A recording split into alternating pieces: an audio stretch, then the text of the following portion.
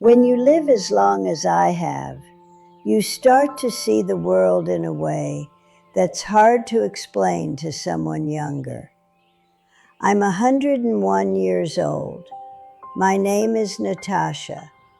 I've outlived almost everyone I ever loved, and I've watched the world change in ways I never could have imagined as a girl. I've seen things built and destroyed, families made and lost, and I've watched my own life slip by, sometimes slowly, sometimes all at once. I want to talk to you about the 5 mistakes that cost me peace and purpose. I want to do it now, while I still have the strength and the words, because I know I don't have much time left.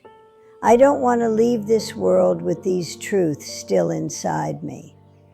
I'm not telling you this because I think I'm wise or because I want you to admire me. I'm telling you because I wish someone had told me, honestly, what I'm about to say. I wish I'd heard it from someone who had nothing left to gain or lose. I wish I'd listened, really listened, before it was too late. I spend most of my days now in a small room with a window that looks out onto a garden. I used to love that garden. I planted the roses myself years ago when my hands were still steady. Now I watch the seasons change from my chair. I watch the light move across the floor. I listen to the sounds of the house, nurses' shoes, distant laughter, the hum of the heater. Sometimes my children call. Sometimes they visit, but mostly it's quiet. There's a kind of peace in that, but also a kind of ache. I have a lot of time to think, too much maybe. I think about the people I've lost. My husband, Victor, gone now almost 30 years. My sister, who died before we could make things right. Friends who faded away, not because of any great argument, but because life just pulled us in different directions. I think about the choices I made, the things I said and didn't say, the days I let slip by because I thought there would always be more. I want to tell you about the 5 mistakes that cost me peace and purpose. Not because I think you'll avoid them, maybe you will, maybe you won't, but because I need to say them out loud, for myself as much as for you. The first mistake was believing that duty was more important than presence. I grew up in a time when duty was everything. You did what was expected. You worked hard, you kept your head down, you provided for your family. I became a teacher because it was a good, respectable job. I married Victor because he was steady and kind, and I knew he would be a good father. I had 3 children, and I did my best to raise them right. I cooked, I cleaned, I graded papers late into the night. I told myself I was doing it for them, for their future, but I was always busy. There was always something that needed to be done. I missed birthdays because I had to finish grading. I missed quiet evenings because I was too tired to sit and listen. I remember one night my son Alexei came to me with a book he wanted me to read to him. I told him I was too busy, that I'd do it tomorrow. I don't remember if I ever did. I remember the look on his face, though, disappointed but not surprised. I wonder how many times I did that, put off the small moments, thinking there would be more time. I thought I was being a good mother, a good wife, a good teacher. I thought I was doing what I was supposed to do. But now, looking back, I see how much I missed. I was there, but not really. I was always thinking about what needed to be done next. I thought duty was the same as love. It isn't. Love is presence. Love is attention. Love is stopping what you're doing and looking someone in the eye and really seeing them. I wish I'd known that sooner. The second mistake was waiting to say what mattered. I always thought there would be another chance. I thought I could tell Victor how much I loved him after the children were asleep, or after the bills were paid, or after the next holiday. I thought I could apologize to my sister for the argument we had, that I could call her next week or next month. But people leave. Sometimes they leave suddenly, sometimes slowly, but they always leave. Victor died quietly, in his sleep, on a cold morning in February. I remember waking up and knowing, before I even touched him, that he was gone. I never told him how much I admired his patience, how grateful I was for his steadiness. I never told him how much I loved the way he hummed to himself when he thought no one was listening. My sister and I never spoke again after that argument. I don't even remember what it was about. I waited too long, and the words turned to stones in my chest. I think about all the things I never said. The apologies, the thank yous, the I love yous. I thought I had time. I thought I could do it later, but later never came. The people you love, the chances you missed, the words you never said, they become part of you, but you can't change them. You can only carry them. The third mistake was measuring my worth by what others thought of me. I wanted to be seen as a good wife, a good mother, a respected teacher. I wanted approval, though I would have denied it if you'd asked me then. I said yes to things I didn't want to do. I stayed silent when I should have spoken. I let other people's opinions shape my days, my choices, my sense of self. I remember a time when I wanted to take a painting class. I loved to draw as a girl, but I told myself it was childish, that I was too old, that people would laugh. I never went. I let the fear of judgment keep me small. I let other people's expectations become my own. I thought if I just did everything right, if I was good enough, people would love me, and I would love myself. But it doesn't work that way. Approval is a poor substitute for self-respect. I wish I'd known that sooner.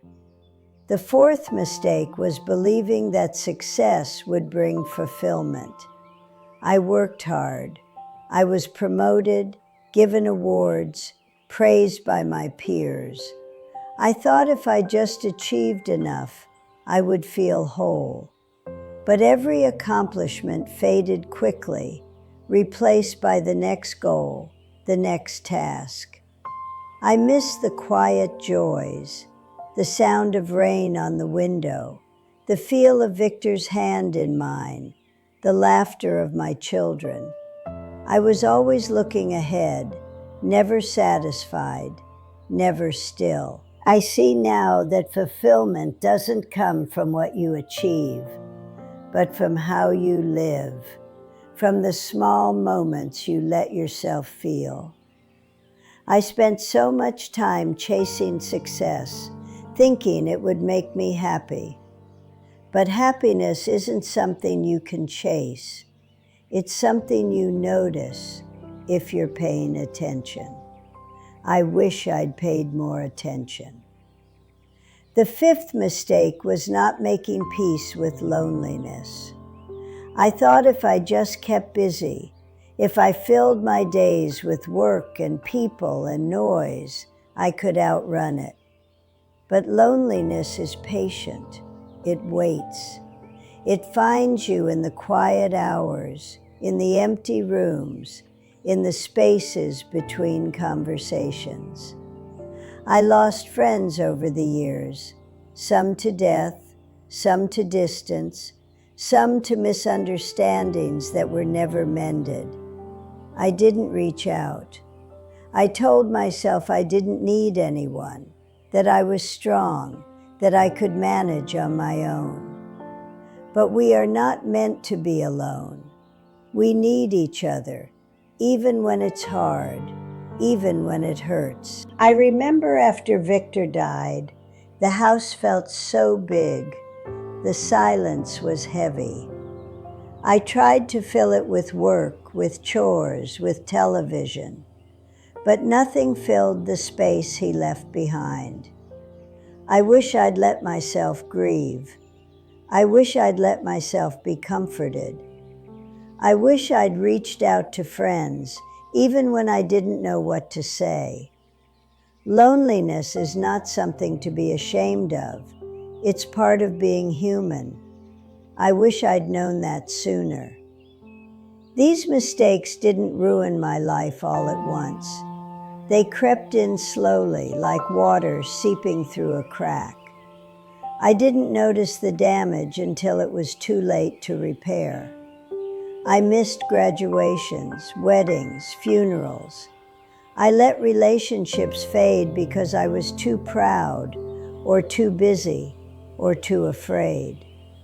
I let years pass without saying what needed to be said. I let my own needs go unmet because I thought they didn't matter. There was a moment, not long ago, when I realized how much I had lost. I was sitting in my chair by the window, watching the sun set. The house was quiet. My children live far away now. My friends are mostly gone. I thought about all the things I had done, all the things I had left undone. I felt the weight of it, the heaviness of time. I wished I could go back just for a day, to hold Victor's hand, to listen to my daughter's stories, to call my sister and say I'm sorry. But you can't go back. That's the hardest lesson. Time only moves in one direction. What's gone is gone. The people you love, the chances you missed, the words you never said, they become part of you, but you can't change them. You can only carry them. I don't say this to make you sad. I say it because it's true. I wish someone had told me, really told me, that life is made up of small moments and that those moments are easy to miss. I wish I had known that presence is more important than duty, that words matter, that approval is a poor substitute for self-respect, that fulfillment comes from being, not doing, and that loneliness is not something to be ashamed of. If you're listening to this, I hope you'll remember that, not because I say so, but because I've lived it. I hope you'll look at the people you love and tell them what they mean to you, even if it feels awkward. I hope you'll forgive, even when it's hard. I hope you'll let yourself be seen, even if you're afraid. I hope you'll find peace in the quiet moments and not just in the busy ones. I don't have much time left. I know that. I feel it in my bones, in the way the days blur together, in the way the world moves on without me. But I wanted to say this before I go. I wanted to leave something behind that was honest, something that might help someone else avoid the mistakes I made. If this meant something to you, I hope you'll carry it with you. Maybe you'll remember it when you're tempted to put off a conversation, or when you're measuring your worth by someone else's standards, or when you're too busy to notice the people around you.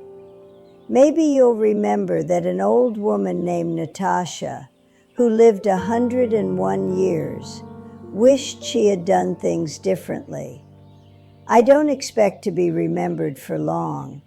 That's another thing you learn with age, how quickly you fade from memory. But for now, I'm here, I'm speaking, and I hope in some small way it matters. Thank you for listening.